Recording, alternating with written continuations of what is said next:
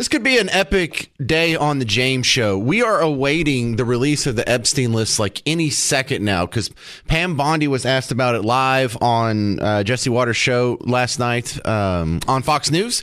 And she said, today might be the day you see the list. A lot of people are wondering, because you said last week that you have the Epstein files on your desk, is when can we see them and what's taking so long to release them? I do. Jesse, there are well over, this will make you sick, 200 victims, 200. So we have over 250 actually. So we have to make sure that they have to go blah blah blah blah. Let me skip to the end here. Names, a lot of information, but it's pretty sick what that man did. Okay, well, along with his co-defendant. Absolutely, and he had help. That's for sure. He sure did. Anyway, she said today might be the day.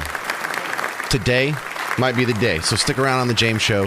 As soon as it comes down, I'll be sure to pass it along to you. My first guest from the Heritage Foundation, Simon Hankinson. Welcome back, sir. Afternoon. Now, you help us keep an eye on all things immigration, border related, and the border seems to be pretty well shut down, but that doesn't mean the problem with illegal immigrants are over. And we're having a lot of problems here in Texas, even. Yeah, I mean, it's a deficit, right? If you don't enforce the law for 4 years, even if you start and you seal the border, you've got a lot of backlog to make up.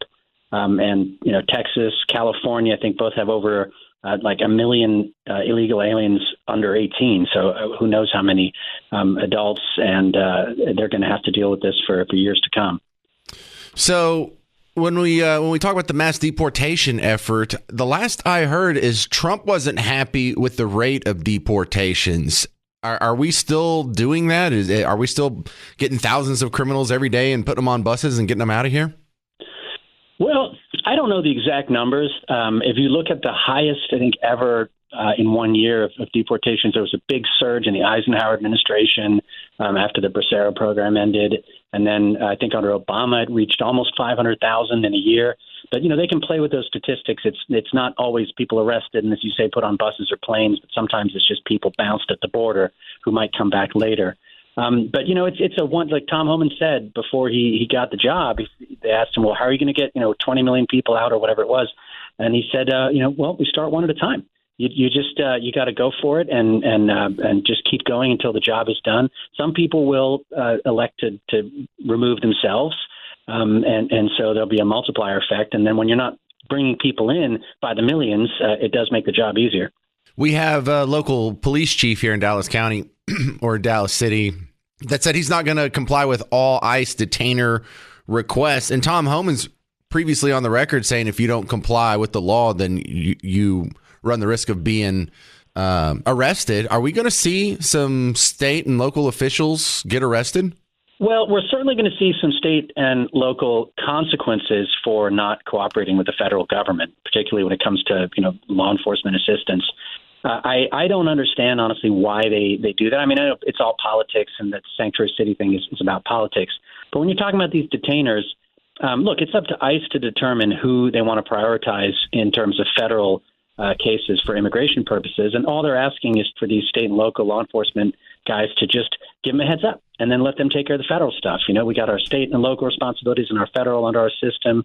And by not doing that, they put communities in jeopardy, because when they release people on bail, some of them recidivist criminals or people who are danger, they're only going to hurt the people around them. And I've just never understood why that was such a priority for people in sheriffs in places like Boston and Chicago and some parts of Texas, but definitely not all. Yeah, the other sensitive overlap with immigration we have right now is this measles outbreak in Texas. Depending on what news platform you go to, you go to a Team Blue news platform, they'll be like, look at these idiot anti-vaccine Christian cultist homeschoolers. This is what they get for not trusting the science. But then if you go to a different news platform, they'll say, this is what you get when you let in people from around the world that have measles. Yeah, well, the people who were let in and paroled, and so they were either caught at the border and then just released and told, come back in 6 months, whatever, to go to the immigration court, or they were paroled in. Unlike legal immigrants, they don't have to have a medical check.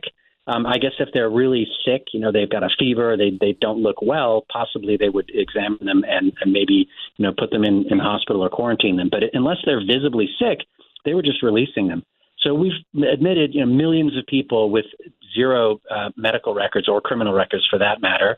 And yeah, some of them are going. But that was the whole point of Title 42, if you remember, was about COVID. It was a 1940s law that they were using to try to keep people out to stop the spread of COVID. But basically, we abandoned that for 4 years, and diseases do get through. Love it. All right, Simon Hankinson, where do we find your work outside of WBAP? On the Heritage website, or I'm at WatchfulWaiter1 on Twitter or X. Yeah, and see, this is one of the downfalls with diversity. We don't need diversity. Isn't good in all circumstances. We don't need diversity in our immigrants and whether or not they have measles. We'll take just the 100% blanket negative test on the measly immigrant test, whatever that is. This measles outbreak in Texas has turned into a bit of a Rorschach test. Do you know what that means? Garrett, do you know what I mean when I say that? He's my litmus test for such things. A Rorschach test, yes. That's the ink blot one. That's where you show a person an ink blot and you gauge what's going on in their head by their reaction to the ink blot. To where, like, if you showed me an ink blot, I'd be like, oh, well, that's a beautiful young woman. And then if you showed like Miss Parker the exact same ink blot, she would say that's a puppy, and it'd show you where our heads are at. You know, she's a decent human being. I'm just a regular dude. So in this measles outbreak, look, it's not a trick question. Where did this outbreak come from? Who is at fault for the outbreak? Unvaccinated people or illegal immigrants? Team Blue says it's unvaccinated people. Team Red says it's illegal immigrants. What say you? 800-288-9227. This is Jill in Dallas. Who are you blaming for the measles outbreak in Texas, Jill? Both. It's people that live here that don't believe in vaccines, and the illegal immigrants. I worked at for a family practice for many years, and we would do the immigration exams for mostly it was a lot of Indians, not feather, coming in, and I cannot tell you how many of them, because if they couldn't remember if they were vaccinated, we would do the titers, which is like where you draw their blood and see if they've had the vaccine in their system. But they all of them we would do like a TB test on the skin, and more, probably 60% of the time those TB tests would come back, positive. And then when you have a positive TB test, you send them for a chest X-ray to see if it's active. Well, they weren't active, but it's like a volcano. You never know when it's going to erupt. But, I mean, it was surprising me to see how many of them were, in fact, positive for, like, tuberculosis, but it just wasn't active. So it's just sitting dormant in the body.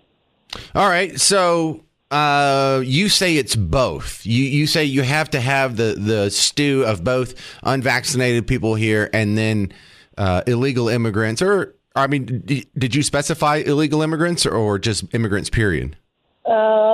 Immigrants, immigrants, period. Illegal or otherwise. I mean, I think anyone that comes into this country, you have to get your vaccines. Don't you have to get like a profile? Don't they run some tests on you to make sure you don't have measles or whatever if you're a legal immigrant? Well, I don't know about the illegal immigrant, but I mean, I just know that like where I work, we were doing the immigration exams, and it was like I said, it was mostly the Indian people and stuff. But I hear you. I mean, I know a lot of people that their beliefs, they're medicinal or whatever, and want to go like the holistic way, and they don't want their kids vaccinated, and the schools will let kids that aren't vaccinated, so let them in. A couple of other questionable things here. Then I don't think you have the answer for them. They're not really. They're kind of rhetorical questions here. Do you trust the media's reporting on what they call unvaccinated? Because the guy in Rockwall County, they're listing him as unvaccinated. It sounds like he's an older gentleman, and he didn't get it from an illegal immigrant. He had recently traveled outside of the country, must have caught it there and brought it back. But are they counting him as unvaccinated if he was vaccinated as a child and hadn't had a booster in the last 5-10 years? So we have rightfully been skeptical of reporting on anything that could overlap with politics whatsoever. We just don't expect to get the truth out of some of these outlets. So when I'm reading from the AP or something, I don't trust that for 5 seconds. But good call, Jill. Thank you very much. Let's go to Tim. This says, and Robert Lee. You mean like Robert E. Lee, or what's that? Where are you from, Tim? Just Robert Lee. Is your location? That's the town. Oh, I've never heard of that. Oh, well, you need to get educated, buddy. Well, I'll look it up on Google Maps while you're talking. Yeah, Robert Lee, Texas. No, there's an article. It's called The Defender. There's not enough information out there yet on this, what has happened to this little girl. It's called The Defender. I've never read it or heard of it until just a few. I got a text message just a few minutes ago, but it says Texas reports death of child who tested positive for measles, but releases few details. Supposedly, and this is, the article doesn't say, but she was given the MMR after she went into the hospital for RSV. Well, and then she was administered the MMR. So I'm just saying there's not enough information out there yet to start this pandemic of people going getting vaccinated. Well, look, that's one person. We have reports of like 124 people in Texas right now are supposed to have it. So did it all just spring from this one girl? There's no way to know, sir. Yeah.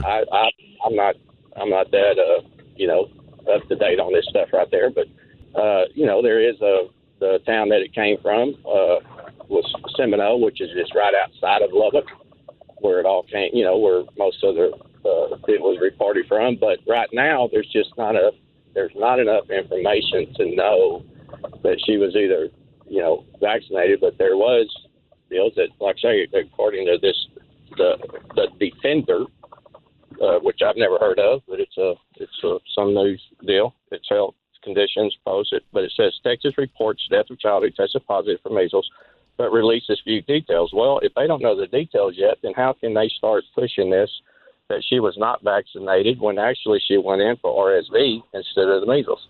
All right. Well, that's the first reporting I've heard about the RSV situation. I don't doubt it. I am so skeptical of any reporting from these people, especially when you learn that there was a huge outbreak of measles last year in Chicago at an illegal immigrant residence center.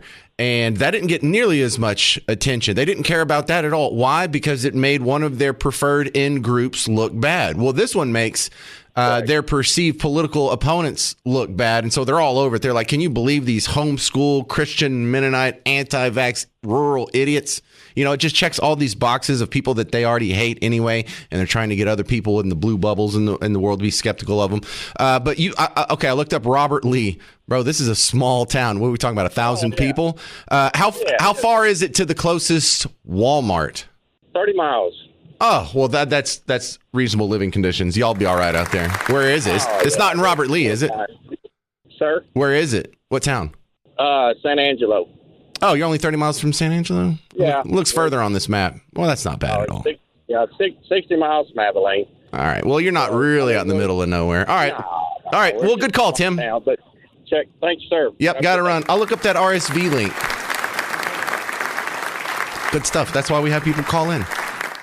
For those of you looking to get involved, you see what you see on the TV, you hear what you hear on WBAP, and you're like, man, I got to do something about this. Well, there's fun ways to get involved. You don't have to put on the Roman plate of armor and go charge into a phalanx. You could just go to a very fun social mixer and dinner tonight with Lieutenant Colonel Alan West from the Dallas County GOP. Alan West, welcome back to the James Show. Good to be with you, James. Thanks so much. Yeah, and I would like to let this be an on-ramp for people who have always wished that they could do something, or if they've wanted to do more, or, we've got to do something about XYZ that they see in the news. And, it doesn't have to be all, paperwork and knocking on doors. This is kind of a fun way for people who've wanted to start getting involved to do just that, start getting involved. Yeah, you're absolutely right. We're going to be having an event tonight at a restaurant there in Addison. The name just slipped my mind. Stir. But anyhow, It's Stir. There you go, Stir in Addison. And we're going to have some of our local municipal candidates that are there so people can meet them and greet them. But it's just good for us to come together and talk and share thoughts and perspectives and ideas, and to encourage each other and look at ways to where we can improve what we're doing here in Dallas County and city of Dallas especially. I think it was last week or the week before when the interim police chief came out and said that he's not going to work with ICE. So basically the interim police chief of Dallas is saying that I don't care about your safety and security. So I just want people to be able to come out and let loose and talk about these things and talk about their concerns because that's what I need to hear, and that helps me to stay focused. Right. And so there's a lot of things that can be solved in D.C. and Doge related and whatnot. But if you want illegals to actually be picked up and detained here locally, you got to do that with local candidates. If you want school choice, you got to do that with candidates at the local level that are getting sent to Austin. So a lot of your answers aren't going to be found in D.C. They're going to be found in Austin and your own county. Yeah, you're absolutely right. And that's why our motto here for the Dallas County Republican Party is fight local and win national. We have to be focused on what happens here locally because that's the level of governance that affects your life every single day, being it your safety, your security, your economic opportunities, just simple things like permitting for businesses and properties and things of that nature. So, yes, we need to focus on our city council, our school boards, our county commissions. We need to be focused on our county district attorney races that will be coming up next year. But you're right, state house members, state senators. So let's make sure that we're talking about what's happening right here in our own back door before we start worrying about Washington, D.C. Right. And if that's not your jurisdiction, because the Beltline and the Tollway, that little shopping center is on the southwest corner, that's where STIR is. And that's what we're talking about. If that's not your backyard, you can go to DallasGOP.org. And there's something like 4 other events going on tonight in different parts of Dallas County. And, if Dallas County is not your county, find out what Collin County's doing. Find out what Tarrant County's doing. Find out what Denton County's doing, Ellis County. And, there's a lot of events going on to where this needs to be the honor. You need to stop just being frustrated by, the police chief isn't going to enforce the law. I guess we're never going to win. No, you're just going to have to put in some work. But, we're inviting people to this. I just looked on the website. There's only 9 tickets left available. Yeah, I mean, it is selling out fast. I think that the capacity is like 55, and so we're almost there. But you bring up a great point, James. One of the things we have to stop doing is we ramp up for an election and then we go to sleep. We've got to have that steady state of engagement, and again, across all of those levels of governance, because you cannot just forget some things and say, well, I got out and I voted for president, but I didn't vote for anything down ballot, and I haven't been out to vote for, I don't even know who my city council representative is. And when you look at this Dallas city council, maybe some of the other city council right here, or do you even know who your mayor is? I live out in Garland, and I'm very involved in the mayoral race there in Garland. So we have got to get people engaged locally because that's also how you build up your farm team, kind of like in baseball, your single A, double A, triple A levels, and then you send them off to the major leagues, of course, which is Washington, D.C. or down to Austin. Right. And we make fun of the people who go make foam core signs and they go block a street or block an entrance to an airport or block traffic. And, they think that's the way you affect change in society, especially politically. That's wrong. The real thing you need to be doing is not making your neighbor late for work or late to pick up their kid from soccer practice. You need to be going to some events like this.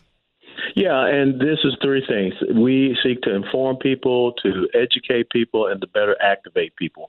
Because when you understand these issues, when you can articulate solutions, and you can talk to your friends and your neighbors, that's why we come together, because we want you to go out and be disciples of the things that you have heard. One of the things I always carry with me is my little 3x5 note cards, and I encourage people to do that. You can't remember everything, but write it down so that you can articulate some of these issues, like the safety and security issue, like the education issue, because they're, looking at school choice. But when you look at this thing called school choice, you still have government intrusion here in this bill that just passed the Texas State Senate. So that's why we want people engaged and involved so that we can get you informed, educated, and activated. Well, and one thing that I've noticed by going to some of your events and other events like it is how strong the drive is, the recruitment for new candidates. I figured that there would be people falling out of the woodwork for, to be able to have these positions of power and prestige. But really, it's almost like pulling teeth, getting people getting decent people to run for some of these important local positions. No, you're absolutely correct. And one of the things we don't want to do, we just don't want to cast out the broad net and get the 3-eyed fish. We want to be selective, kind of like when you go to Special Forces assessment, you got 25 days, and then they still may decide you don't get into the qualification course. So right now, the opening for dadgummit, for recruiting and also filing for candidacy was ended on the 14th of February. So what we're doing now, we're really working hard, kind of like a candidate training school, to teach people how to articulate these issues, teach people how to, build their staff, how to get out, block walk, all of these things, and also show them the resources that we have that can help them in connecting with people via text message and what have you. All right, so if people want to get involved, where are we directing people? I know yours is dallasgop.org, but is there like a catch-all website for people who are in other counties? No, I mean, you'd have to go to Collin County or Tarrant County or Ellis County. But if you are here in Dallas County, which is the 8th or 9th largest county metroplex in the country, please go to dallasgop.org and learn more about us. And, just drop by and say hello and see us at some of these events that we're holding. And we have our Reagan Day dinner coming up.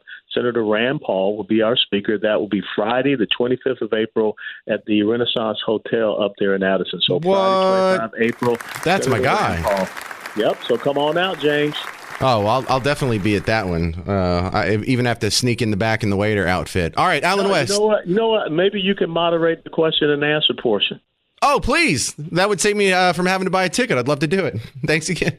Lieutenant Colonel Alan West. No, seriously, I'd love to do that. I'm a huge fan of Rand Paul. That's my guy. Thank you. Thank you. All right. For more information on that, dallasgop.org. But go to the event section, and there's, I think, 4 tonight that, if you're looking for something that's kind of in your neighborhood or in your backyard, like there's one down here on Lemon Street.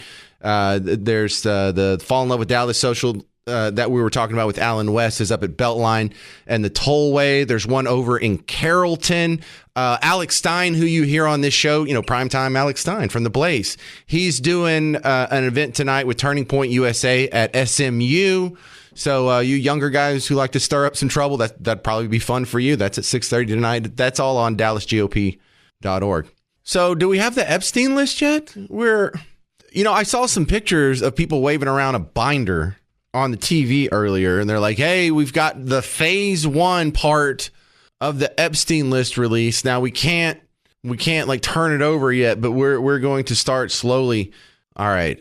When the whole thing comes out, I'll let you know. But some people are now releasing their copies of what they got in this first phase on the Epstein list. So look, unless it's the whole list, don't bother me. Just don't at me. I don't want to hear about it.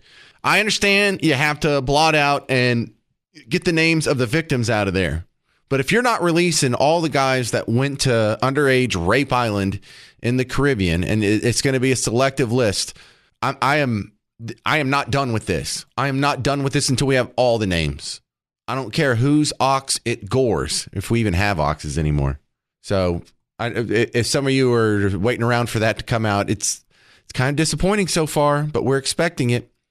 I need to give you a Doge update, because one of the things that's falling in the background right now, just because so much other stuff's going on, Epstein client list, measles, all that fun stuff, Ukraine, we have the new UK prime minister taking questions with Trump right now in front of the press. But they're having Doge hearings in Congress. And every once in a while, someone will pull a little chunk out of that and pass it around, and it just floors you. It just absolutely, I wish we had the bandwidth to pay as much attention to all the stories that are happening right now. But this is a congressional representative. He's a Republican, Tim Burchett. I'd never seen him before, but he's asking some guy in the Doge committee about what they found in the funding from USAID, the U.S. foreign aid that was going to terrorists. Oh, yeah, a lot of it. Mr. Roman, are you aware that we are sending $40 million a week? A week? To the Taliban? Yes, sir. Can you name other instances of foreign aid going to terrorist organizations? We have assisted al-Shabaab in Somalia. There's been instances of the Hamzi network in Sudan, Hamas, Islamic Jihad, Hezbollah, Kataib al-Hezbollah, Hayat Tahrir al-Shams in Syria. Dozens of terror organizations have received indirect assistance from U.S. foreign aid. Now, you know that we're sending foreign aid to both sides of these conflicts. When he's like, well, we're helping Hezbollah and Hamas. Yeah, we're also funding the Israelis. We're also funding the Lebanese above them. We're also helping out with Egypt below them. We have some kind of weird relationship going on with Syria back and forth this whole time. But if we're funding both sides of the conflict, of many conflicts here, because that wasn't all just around Israel. Some of that was Syria. Some of that was in northeastern Africa, to be vague. We're funding both sides of a conflict. That means you're not even taking sides. You're just subsidizing war. You're just subsidizing and facilitating suffering. Like we tried to hammer this home on the James Show during the Gaza siege, and I use air quotes siege, because siege warfare is something that, if you read history books, goes all the way back through time immemorial. It's the whole point of putting walls around your cities. And siege happens when either the sieging army overtakes the city by force, runs out of supplies and leaves, or the people inside run out of supplies and give up and surrender. So what we had here is when the Gaza, the October 7th attack happened, there was a blockade from sea, and then on all three of the land sides of Gaza, they were blocked in. You had not an old-fashioned siege, a new-fashioned siege. And so what that means is, in order to not have the Israelis storm the siege and cause all kinds of casualties by taking out the people by force, you can just starve them out after a couple months, and they'll naturally wave the white flag and accept whatever terms it takes to stay alive. We were funding both sides of that. We were helping out the Israelis, and then we made a pier, and we were getting food and medicine into Gaza. So what do you just want the siege to last forever? You just want to perpetuate human suffering as long as possible? Because that's what you do when you fund both sides of a siege. You don't end human suffering by giving the Gazans food. You prolong it and stretch it out. So something that would have lasted about 2 months of suffering has now been a year and a half of suffering. Good job. It seems like the point of USA is just to increase suffering with your tax dollars while inflating your grocery bill. Thanks a lot, Doge. I'm glad you exposed this. I can't believe this was existing so long to begin with. Can we cut it now? All of it? 800-288-9227. 800-288-9227. That's today's Doge update. We should probably get like a little theme song. Or you know what? This could be like the theme song, the Doge theme song. Whenever we talk about Doge, maybe we just play this for a minute. I don't know. Is there like a chainsaw song? Coming up next, we'll get a border update with Chris Olivares from the DPS, Texas DPS. What's going on, not just with the border situation, but also the deportations going on here in Texas. I'm James Parker. It's News Talk 820 WBAP, now on FM at 93.3.